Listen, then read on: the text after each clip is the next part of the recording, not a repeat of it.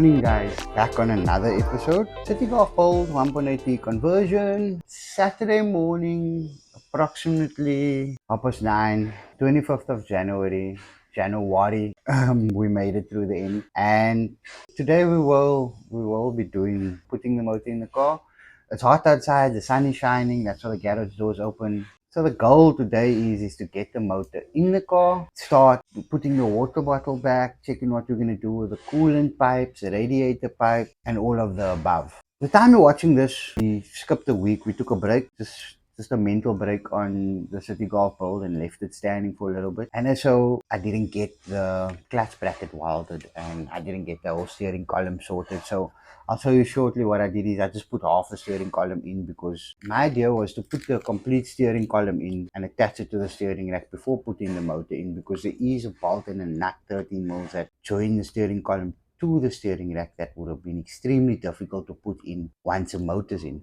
So what I did is I just took half of the steering column and I bolted that piece, put the rubber grommet in and put the bolt in, so I can still attach the steering column inside the car. I'll show you that shortly. So the motor is ready. That's where we're at with the motor. The motor is there, ready. Take the cover off. I shout out to J2 Performance. Guys, this man, Jamil, he's a big help with most of the things I do. He borrowed me an engine crane in the van, and just putting it in the van made me realize, this van actually saves my life. It has saved my life countless times. Update on the van coming very soon, very soon. It's just, I'm trying to concentrate on the Citi Golf. I don't want to do too many things at once. Yeah. So I'm just waiting for 847 freaking raging attempts later to come through to help me, because it's going to be extremely difficult to lift the engine up, drop it down. It's just one end and it's just not. I need to be extremely careful because I don't want to damage the paint. I knew that was going to happen, but yeah, let me just show you what else I've done so far. So you can see the bottom half of the steering column is bolted. It's tight already. It is bolted. Steering column's on. The bay is ready for the motor. I haven't done much on the suspension, but I will be doing some POV footage, some B-roll, some whatever of the process of installing it. Maybe give you guys an in-depth of what we're facing, what we're fighting. The mountings and everything is on, so get motor in, put the rear mount on, and then start assembling everything around the motor. Assemble the suspension correctly, put the drive shafts in, put the ball joints into the bearing carriers, bolt it up, put the wheels on, drop the car down, move the car out of here. Just not completely out, just get it forward so that I can tidy up, sort out my wiring, get onto the next step, just lay everything on the floor, put some in this box, some in that box, just to know that it's going to go smoothly after this and I don't have to look for parts. Yeah, so I'll catch you guys when Anthony arrives and we install the motor.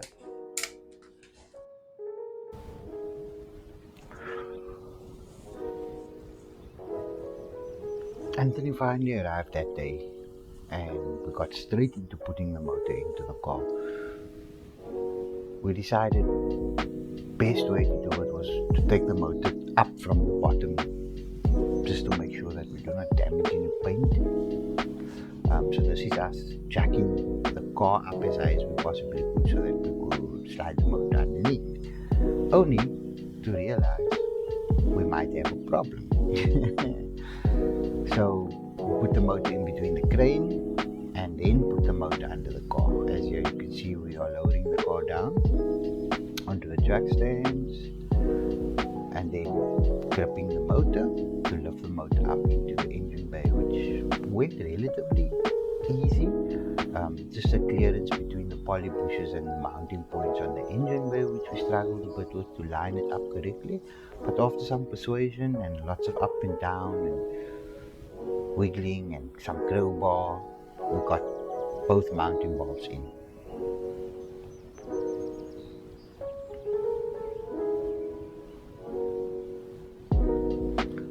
Yeah, so this is just us fighting with the mounting bolts just to try to get them into the holes and lining up correctly.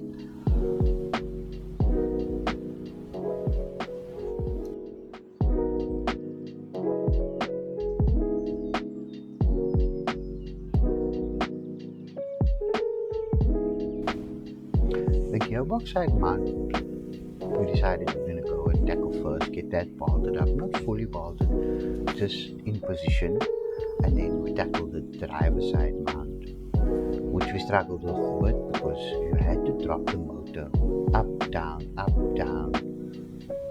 just to get the mounting bolts through and bolted in.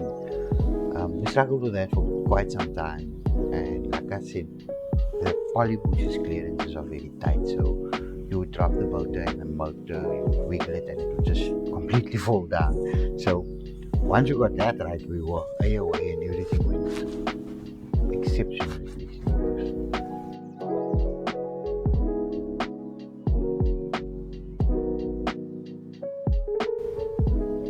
At this point, we had the motor bolted up, lining up everything correctly, and we were very happy. We decided to remove the engine crane because we no longer needed it, and then the next step would be to install the rear mount. So this is the rear mount from Talleyrand Racing, very solid and well built mount. And then yeah, it's just underneath the car to tackle the rear mount, bolts onto the gearbox, and it bolts into the original mounting position.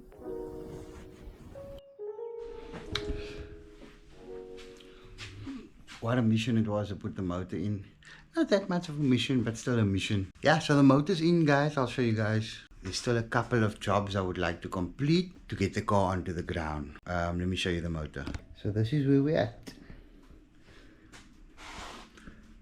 Mounting bolted. I did place the shifter cables. I'm probably going to remove it again. It does go into gear from the inside as well. Slave cylinder is on the box. This is the original slave cylinder. I'm going to be making up a pipe from the original pipe. I'll show you guys that once we get to that point of the bowl. And then we got the rear mount. So this is the rear mount from Talleyrand Racing, as you guys saw in the clip. It bolts into the original location, which would be there, and then onto the side of the box like this. You just remove the bolts of the gearbox and it bolts onto there. Just by having these three mounts onto the car, I'm going to put the front mount, but I really don't think you need it. Like, look at this. The motor doesn't budge, not even a millimeter. But worrying though, because it's probably going to be rough. But it's solid, it's solid. What we need to do to get the car onto the ground is, first things first, we need to put the drive shafts in. I'm gonna put the drive shafts in, put the ball joints back into the bearing carriers, the hubs, put the brakes on, and put the steering column on. Hopefully I can get all of that done tonight still. Alright, so drive shaft with a 100mm CV inners on, from the Seat that I got the box from. Everything fits perfectly. Yes guys, the inners does have cable ties. If you can fault me and give me actual experience as to it exploding, then I will maybe go to Adenoff's and go buy a metal cable tie fastener. This one is an outer. The cable tie has been on there since I've had the car and it's perfectly fine. So yeah, I'm using cable ties. That's it. I'm not going to film installing them. I'll just install them and I'll show you guys afterwards. Yeah, so I got the steering wheel back in, or the steering column back in, and everything works well. I'm happy. And then I just decided to look around me and I found this, and I was like, huh, what is this? Why do I have it? This part actually goes here. Thought to myself, I'm not gonna put it in. It was so much effort to get it in. All the bolts is bolted up. Not gonna leave it. Then I did my research. It is extremely important.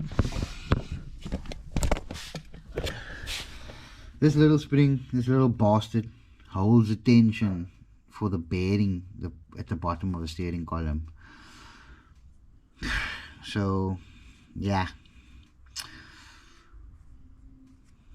needs to go on.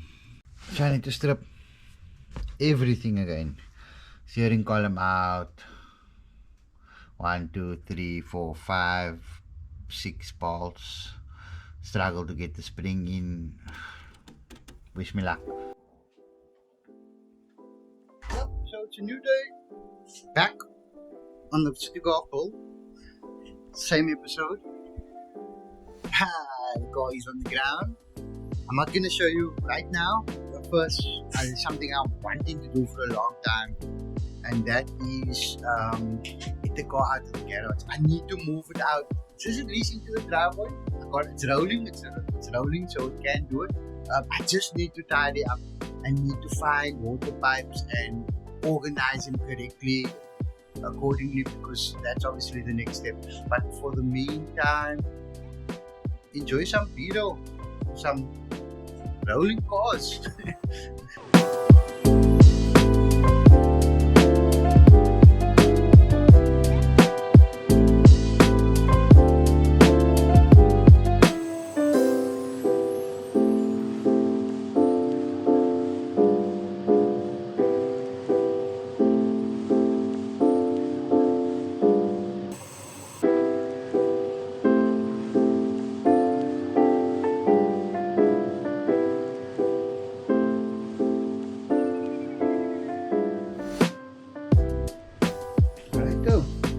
So we got the car out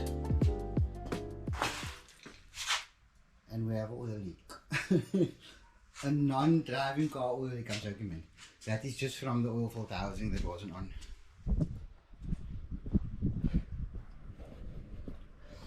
Okay, so this is where we're at. As you could see, I did start mocking up piping, put the bottle in, so forth. The oil filter housing is on, the new bung welded. Yeah, so we just my weld, the man's weld. That's where we're at. I did mock up a water pipe, so this would be going to the turbo like that. So from this point, it's literally mock-ups. So I'm wanting to mock up the cooling system. Probably remove it again depending if we're doing wiring before we're doing welding or pipe work. If we're doing pipe work before, then obviously I need to leave it so that we know what goes where. Shock mount is in place. This is what it looks like at the back. Very close and tight fitment to the steering rack with a down pipe, but I'm sure we can make a plan with that. Yeah, so this is the engine bay as we are. Motors in, cars rolling. Let's go back inside. Okay, so you saw my troubles with the steering column and the spring. It is in. You can check this way. That's our alignment of the bracket. So I had to remove this vent because the master cylinder was heating it, and I wasn't really keen on cutting and doing crazy things. So maybe at a later point, but I don't really use a heater in this car. For me, I use it for the window, so if it blows up, that's all I need. But the dashboard support is in, steering column's in, bolted, spring is in. Let me show you. As you can see,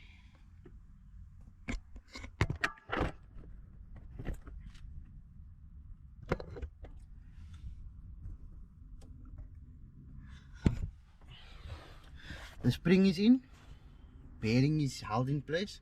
Here's more light, so now we can see what's going on with the shifter. So that's your shifter, bolted. First gear, second gear, third gear, fourth gear, fifth gear, reverse. It does need a little bit of alignment, but we'll cross that bridge when we get there. What else? What else? What else? What else? What else? we need to bolt this back up on here. Definitely it goes like this. And one more thing, we don't have an accelerator pedal. This is it. That's the accelerator pedal. But the bracket with the rev nuts is there, as you can see, bolted. It's quite solid. Can't move. I do not have a pedal as yet because the one is still stuck in the Mark IV, which a guy promised me you'll get to me ASAP. But hopefully I can find a alternative so long, just for the wiring purposes or maybe startup purposes. Yeah, the car's in a mess. This is how the car looks inside. I'm trying to tidy it. We have panels on the roof. This is a boot, dashboard and shit in the boot, which I'm going to tidy. So the goal for today, tidy up, sort out parts, make sure that everything is reachable and in reach and together packed as how am I going to use it. Yeah, so I'll catch you guys after I'm done tidying and push the car back, and hopefully we can do some work. Yeah, so guys, so here we are. Ticked off another thing off the list. We had the clutch line made up. A very difficult task because I kind of wanted to save cost and use what I had. So this is the original line for from the gearbox, from a Seat that it came with, as you guys saw. I think I did show it. And then I had the guys fit push lock fitting onto it, and on the other end another fitting that would go into here. The most expensive part of this whole thing was this brass fitting. Initially this would go into the original location, into the slave cylinder, and then we will be using this little clip, and then everything should be good. I'm going to start fitting it. Just going to make sure everything is tight over here, and then start fitting it to the car. Oh, and then just another thing to show you, I will be fitting it. There's a grommet here, I'm not sure if you can see, there was a grommet here, so I just pushed the grommet out and cut it. A bit too big, but it's mainly just to make sure that the metal doesn't cut the pipe or damage the pipe. I do want to change it. I do not have another grommet, so yeah, I don't, so I'll need to find another one that can fit this pipe, which is a 9mm. But let me get on to fitting it. You can see the pipe running through there. Grommet fell out. It runs along. I am planning on cable tying it here so it's out of the way. Runs along and makes its way to the master cylinder. I haven't bolted up the master cylinder yet. I am planning on doing that. I just want to make up the clutch fluid reserve bracket and mount that. So the goal is to mount this here. The pipe will run through there and into that little hole over there. Yeah, it's just a little bit of a challenge getting the hose and everything to line up correctly. But this is how the bracket, this piece here will be a bracket. I'm going to cut it out, and then I'm going to heat a slight bend in, 45-degree bend in it. I'm probably only going to make it this thin. I'm going to see once I cut it out, and then that piece will bolt onto the firewall, and this will drill a hole, and the bottle or the reserve will bolt onto there. Let me just cut this out quickly. Okay, so right though, it's mounted. Pipe is run through the hole I drilled out through there. This is the pipe here. I'm not sure if you can really see. Okay, so there we can see a little better. It's mounted. That's your hydraulic pipe. If I take it, then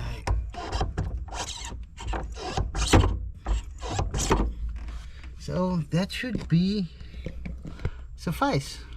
Should be able to throw the gears around like a bull. I'm joking. That's not the goal. The goal is just to have it feeling hydraulic and stable, and make sure that there isn't fluid going to be bursting anywhere. Yeah, that's a goal. But I'm happy with the fitment. The pin is in. I just need to, I'm not sure if I have any brake fluid, clutch fluid. I need to get some. I'm going to get some decent brake fluid. I don't want to damage any seals, or I really don't want to be taking this whole setup out. And then I have a one-man manual bleeder, which I'll use. I used it on the brakes previously.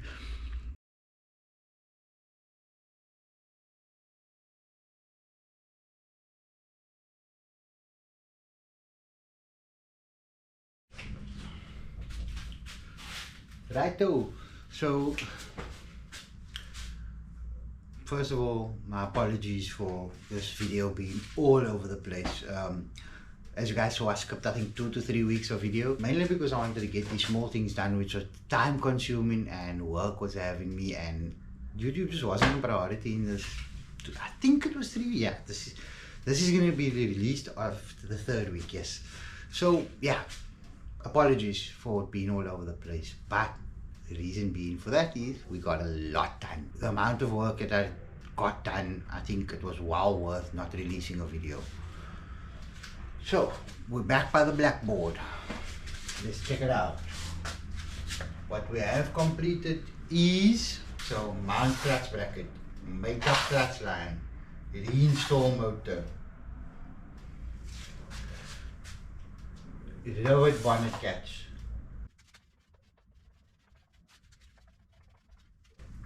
I just had to write that because I don't know why I never had suspension on here. Like, I'm not sure if I scratched it out, but I don't know what was going on. So suspension install.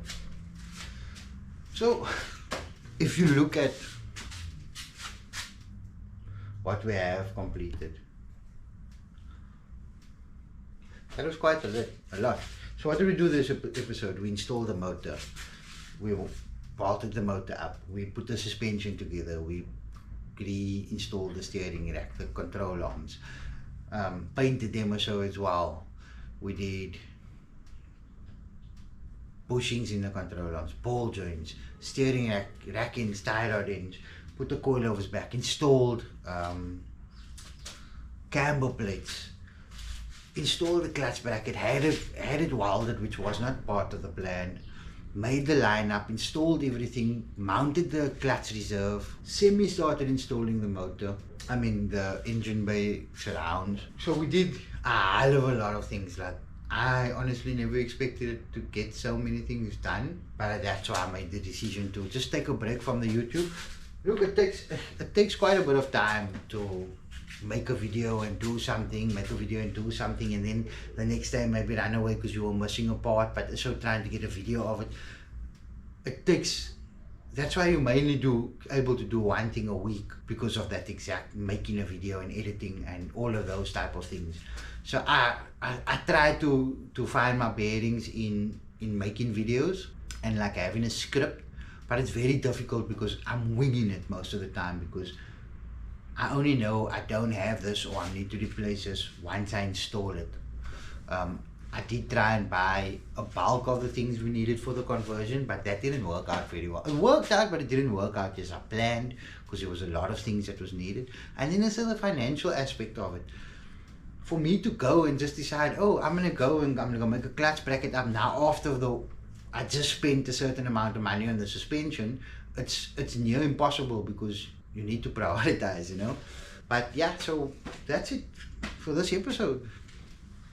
Motors in, cars on the ground, and we should do something, another big thing, wiring the ECU next week, but I can't promise you that. But yeah, thank you guys for watching. I really hope you enjoyed the content.